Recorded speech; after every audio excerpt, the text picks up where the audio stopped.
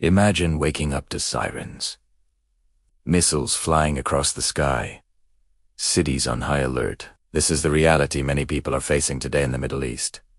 Tensions between Iran and Israel have reached one of the most dangerous levels in years, and the United States is also deeply involved in the situation. But how did this conflict start?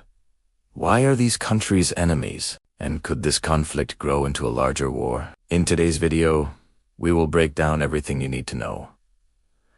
The conflict between Iran and Israel did not start yesterday. In fact, its roots go back decades. Before 1979, Iran and Israel actually had quiet cooperation, but everything changed after the Iranian Revolution. The new Iranian government strongly opposed to Israel's policies and began supporting groups that resisted Israeli influence in the region. Since then, the relationship between the two countries has remained hostile. For years, both sides have accused each other of threatening security and stability in the Middle East.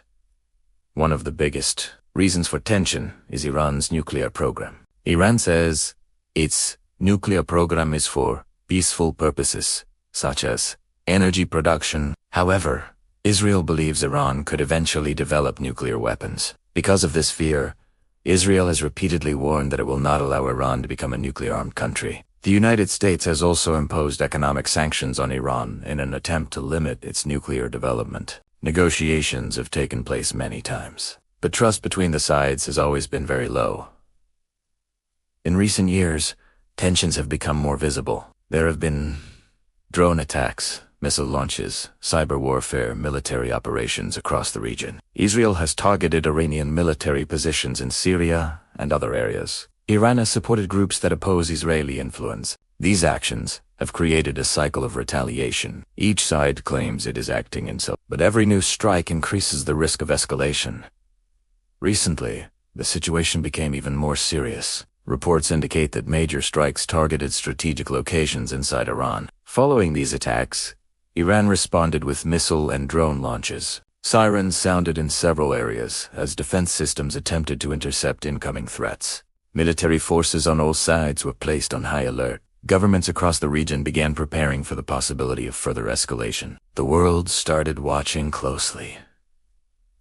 The United States plays an important role in this situation. Washington has long been one of Israel's strongest allies. Because of this alliance, the United States often supports Israel's security efforts. At the same time, the U.S. has had difficult relations with Iran for decades. Sanctions, political disagreements, and military tensions have shaped the relationship. When conflicts between Iran and Israel intensify, the United States often becomes part of the strategic equation.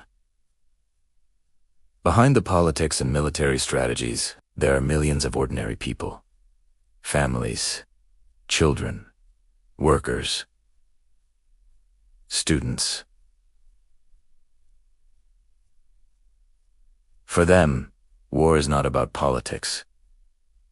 It is about safety. When tensions rise, people worry about their homes, their jobs, and their future. Air raid sirens, uncertainty, and fear become part of daily life. This is why many global leaders are urging calm and diplomacy.